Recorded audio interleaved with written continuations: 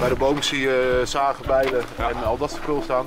Ja, dat is voor de hele compie. Ja, ik heb het al een beetje meegekregen. Als je 6 bijlen pakt, dan heeft de rest niks. Nee, dus dat is een beetje normaal verdelen. Die bijlen blijven hier toch? Ja, dus als je klaar bent, breng je daar ook terug. Ja, oké. Ja, mocht je zo'n vuurtje gemaakt, is prima.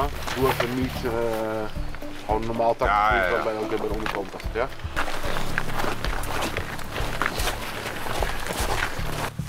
We zijn hier op oefening wat in het teken staat van een stukje koud weer trainen. Met de verzwaring eigenlijk dat we in het koude weer ook nog de normale reguliere opdrachten moeten kunnen uitvoeren. Er zijn heel veel disciplines die daarbij komen kijken om te kunnen overleven in het koude weer. Daar hebben we natuurlijk in de afgelopen periode ook allerlei lessen over gevolgd. En zodat iedereen daar op niveau is. En nu zijn we eigenlijk aan het praktische gedeelte. Dus daadwerkelijk in het kou, in het bos, opdrachten uitvoeren. Zorg dat je zo meteen even wat ventileert, wat warms aantrekt. Drink even wat warms, eet even wat. En dan kom ik zo meteen wel op het net met wat we precies gaan doen. Roger? Ja. Dan moet er even zo snel mogelijk een vuurtje gemaakt worden. Dat gaat het groepje van Denzel doen. En jullie gaan ook alvast even hout halen op de locatie waar het hout is. En daar even één bijl mee strietsen. En dan gaan we het onderkomen opbouwen. En het belangrijkste is dat we eigenlijk al binnen 1,5 uur toch wel even een aardig onderkomen hebben staan.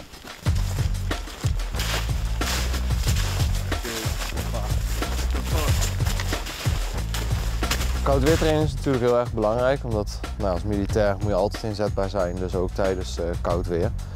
En koud weer heeft een dusdanige belasting op je lichaam dat je daar bepaalde skills en drills moet gaan toepassen die je normaal misschien niet doet om jezelf inzetbaar te houden. Je lichaam koelt heel snel af, kost heel veel energie. En warm worden als je bijvoorbeeld natte kleren hebt gehad, dat zijn allemaal dingen die dusdanig belangrijk zijn voor het voortzettingsvermogen van een eenheid. Dus dat je gewoon kan blijven opereren op de manier zoals jij dat zou willen. En daarom trainen we tijdens een koud weertraining de skills en drills. Zo, die zaten jullie werk wel. Nog.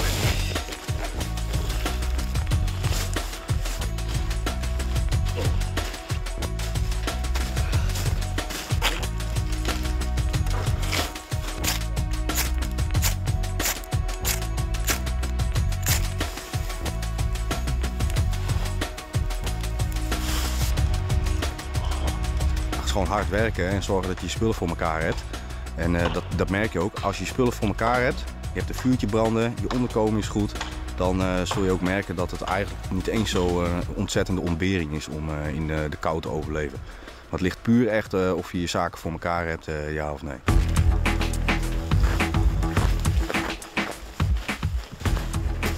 Ja, dat lijkt me niet. Een beetje gewicht op komt hangen, dan is dat helemaal prima. Mooi. Snel vastmaken.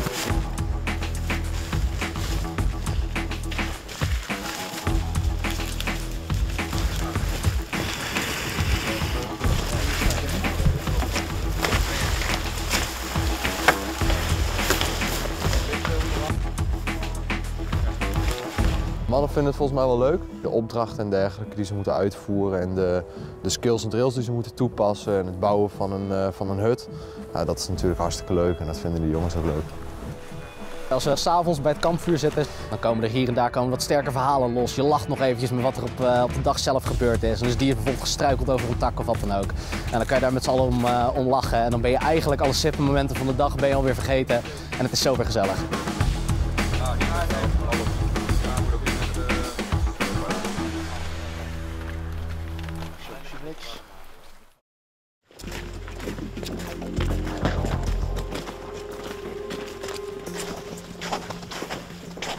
De koudweertraining, dat is voor ons even wennen geweest, omdat we in één keer te voet op moesten treden met een rugzak. En dan merk je toch wel dat, normaal gesproken in de tank ben je op elkaar aangewezen, maar dan ben je maar met z'n vieren. Nu liepen we met het complete peloton, iedereen met een rugzak, het weer is een heel stuk minder. Je moet in één keer stukken stekkeren waar je niet aan gewend bent. Je merkt ook zeker op de momenten dat het net even wat zwaarder wordt, dat iedereen het koud heeft, dat iedereen moe is. Dan, je moet het met elkaar doen. Je bent op elkaar aangewezen op dat moment.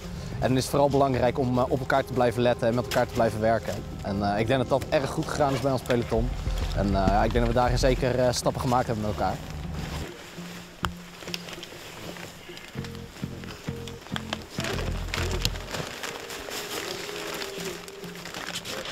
Wat gaan we hier doen? We gaan hier een tactisch bivak inrichten. Wat ik van jullie wil, dat jullie even gaan nadenken over wat voor type onderkomen gaan we hier bouwen. Dat kan zijn onder de poncho, dat kan zijn dat we weer een onderkomen bouwen zoals gisteren. Yes? Vragen? Zelf voor gewoon heel simpel, eentje zo laag mogelijk bij de grond. Gewoon een beetje van de regen weg ben. Ja, goed doen we dat. Nou, mooi. Nou, dat waren redelijk rap uit. Einde en bal. Je moeilijk maken. Nee, precies dat. Ja, afspraken. Jij trekt die tent eventueel gewoon mee als er stond aan de knikker is. 1 man vuren, 1 man afbreken en wegwezen. Ja, ik heb ook die MG. Dus. Ja. Jij vuurt wel. Ik vuur wel. Vanochtend zijn we wakker geworden. Hebben ons onderkomen afgebroken. Dan zijn wij tactisch deze kant op gegaan. Ongeveer 8 à 9 kilometer marsen. En we zijn nu aangekomen op onze bivaklocatie. We zijn nu onze onderkomens aan inrichten. En zo tactisch mogelijk. Daar mogen geen bomen kappen of vuur maken. Dus het kan een beetje koud worden vanavond. Maar ja, we gaan zien wat er vanavond afspeelt. Vanmiddag schijnen we nog een overheenlaag te hebben. En nou, we zien wel wat er gebeurt straks. Het was wel echt even een stukje lopen natuurlijk, 8 kilometer ongeveer. Met de tas natuurlijk, de hele band ging natuurlijk mee. En ik had de MG3 had ik op de man mee, daar was ik benauwd mee. Maar op zich was het wel een lekker stukje lopen. Ik merk dat die sokken niet lekker zaten, dus... Wilde vriendings in een natuurlijke... Zo, loopgraaf terug. Hakt er maar af.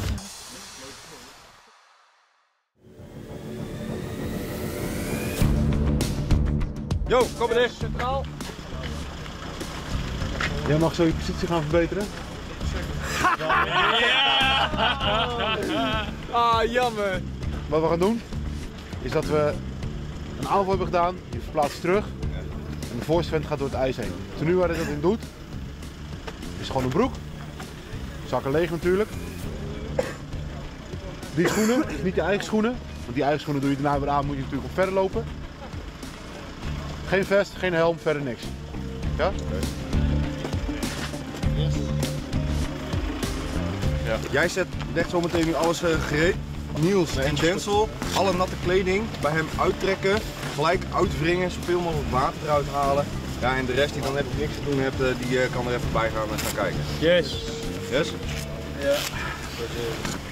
Voor de persoon in kwestie is het natuurlijk een hele ervaring. Op het moment dat je weet dat je het wak in moet, is het natuurlijk een mentale brug die je over moet. Omdat ja, je gaat niet met je gezond boerenverstand een ijswak induiken. Dat doet wel wat met je.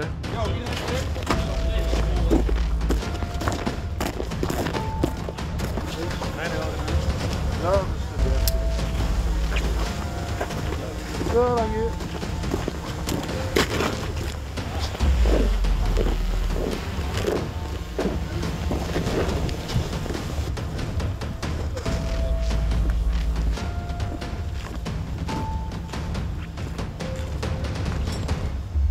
We gaan naar boven.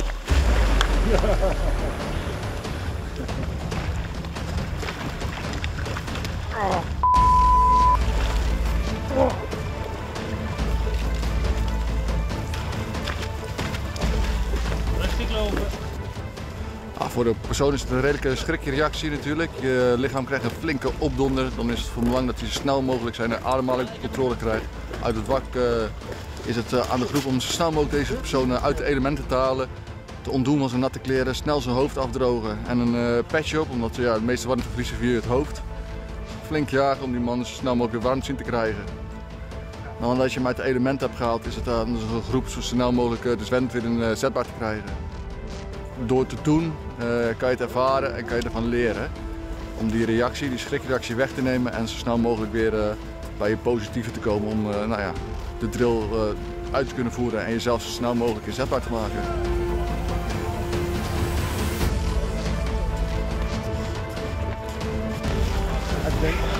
Hier.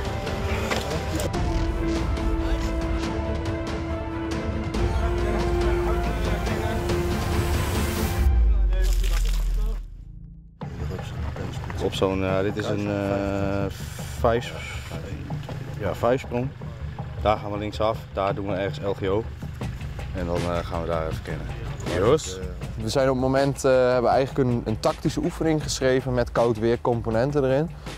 Dus we combineren daarbij koud weertraining met een stukje basismilitaire vaardigheden. Zoals een overval en een hinderlaag en het tactisch verplaatsen ter voet. En dat komt allemaal samen in deze oefening. Voorwaarts.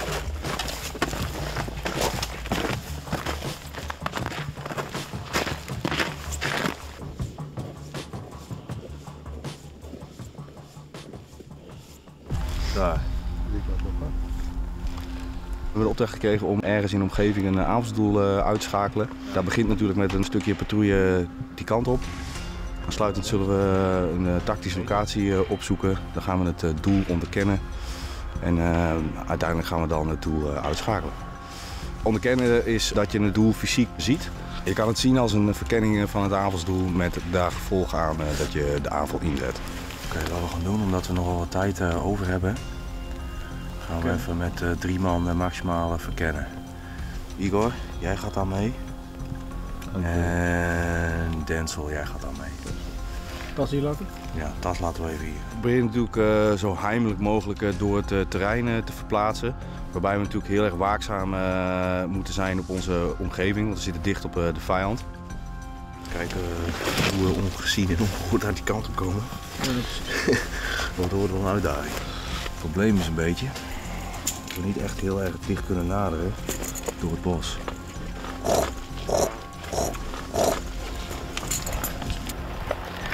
Helmpjes af.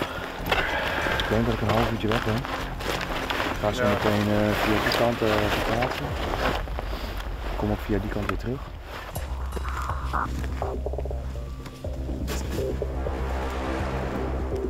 Die stekels hier zo.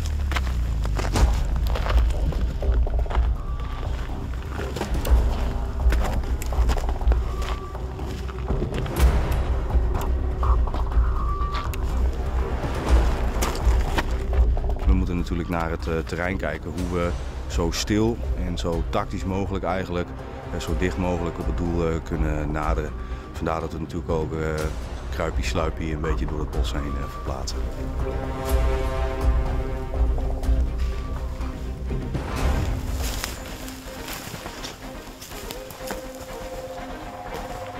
Wat ik gezien heb, er staat een MB en daar rechts van is daar ook nog iets. Dus ik wil daar ook nog maximaal. Dat is niet onder zonsgezien. Het is niet onder zonsgezien. Nee, dat weet ik zeker niet. Nee, dat doe ik niet. Lijkt me heel sterk. In ieder geval, wat jij zo meteen gaat doen. We gaan meteen terug verplaatsen. Ja. Dan gaan we de club op. Ja, en dan leggen we de vuurbasis. Die leg je zeg maar op die hoogte waar we net waren, achter die hoogtelijn. Ja. Ja, en dan loopt daar een weg. Die weg. Ja. Ja. Daar vuur je niet links van. Nee, op de bench en dan rechts. Op de bench en alles rechts daarvan. Ja, is goed. Wij komen dan daar door de bossen heen. Ja. Van links naar rechts? Van links naar rechts. Is goed. Yes?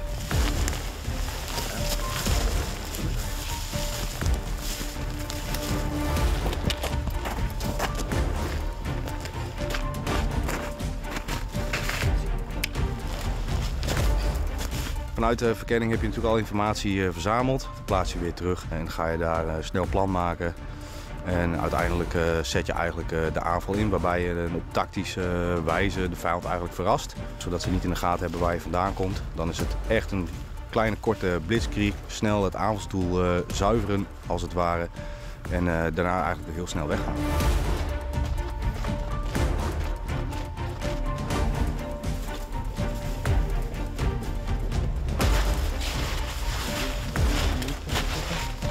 Ja, je pakt erachter 6 uur. Dus dan eigenlijk de donderdag zetten, dat je ook moet terugdekken. Rickert. Yes. Rickert samen met Denzel. Denzel gaat je weggeven. Goed. MG. Daar loopt de weg. Ik wil dat je daar straks vuur op uit kunnen brengen. Ja. Ik had gedacht hier deze locatie. Dus je kunt gaan liggen. Houd rekening. Tel af. 3, 2, 1. Vuren!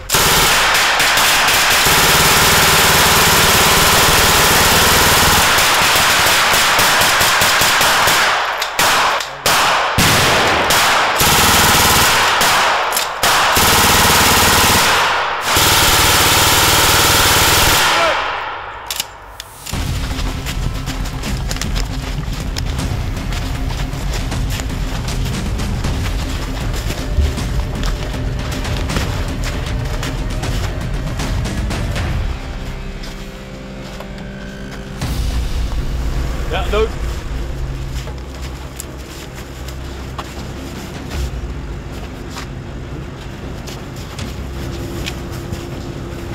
Dood.